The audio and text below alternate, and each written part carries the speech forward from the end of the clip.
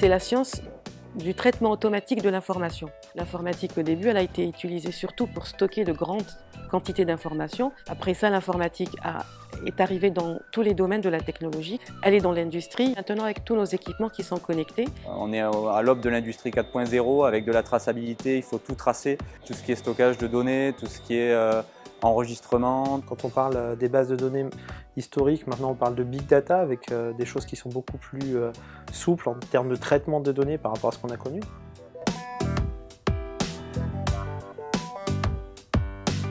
Du coup, je me suis mis à regarder des tutos YouTube sur le développement informatique et c'est là en fait où j'ai commencé à aimer l'informatique. Le fait d'écrire des lignes de code permettait d'avoir un résultat graphique et c'est ce qui m'a passionné. Mon père, mon beau-père et mon oncle, ils sont dans l'informatique. Donc depuis tout petit, j'ai été plongé involontairement. Du coup, je suis parti faire mon premier stage dans l'entreprise de mon père et à partir de là, j'ai plus arrêté.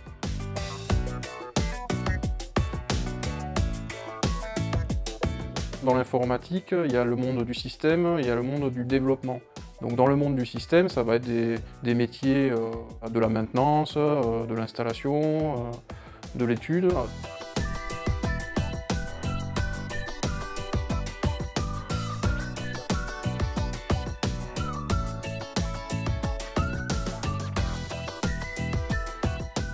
Quand vous faites de l'administration réseau, là vous ne programmez pas, mais vous administrez des équipements, donc sur des switches, sur des routeurs, sur des data centers. Ça peut être des installations de serveurs, des installations réseau avec du Wi-Fi. On est intervenu par exemple pour connecter des caméras pour pouvoir filmer le milieu marin. L'IoT, c'est le fait de connecter un objet sur le terrain et de remonter les données qu'il récolte sur des serveurs. Les exemples de métiers, ça peut être un ingénieur en électronique, en base de données, ça peut être un ingénieur web, un ingénieur pour applications mobiles, des chercheurs sur le big data, la recherche sur comment traiter ces données.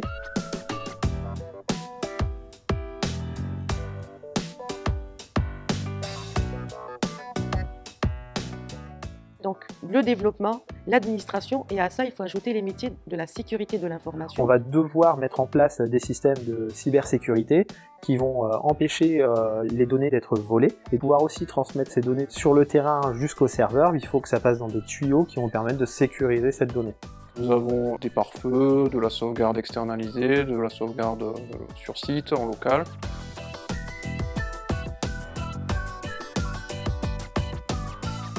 L'informatique, on peut le retrouver dans l'aéronautique par exemple, le nucléaire.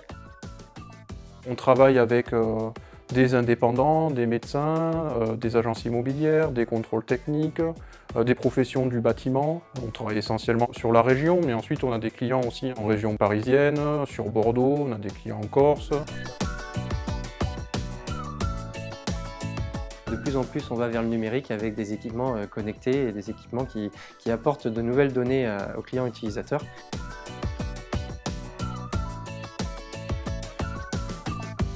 Il y a plusieurs boîtes ProSN, il y a le SSIHT, le ARED et le RIS. Donc on travaille sur les systèmes numériques, sur les systèmes domotiques, donc c'est tout ce qui est alarme, réseau, portail, maison connectée. Et la robotique, donc comme le robot Mouet par exemple, un robot qu'on doit programmer. Il y a le BTS Système numérique option informatique et réseau, où les apprenants apprennent à développer dans différents langages de programmation. On va retrouver des langages comme l'assembleur ou le C, de l'HTML, du JavaScript, du CSS. Nous allons avoir sur nos serveurs une technologie de framework .NET avec un langage C#. Un BTS-SN, quand il cherche du travail, il est souvent recruté pour être technicien réseau ou programmeur, sachant que les entreprises qui recrutent les BTS-SN, option informatique et réseau, sont souvent des entreprises qui développent des applications mobiles. Aussi, il peut être amené à intervenir dans la maintenance des systèmes embarqués et à vendre les systèmes numériques. Je suis issu donc de l'apprentissage. Aujourd'hui, on continue notre développement grâce à l'apprentissage. Cette année, nous avons pris deux apprentis qui sont en bac SN et BTS SEO.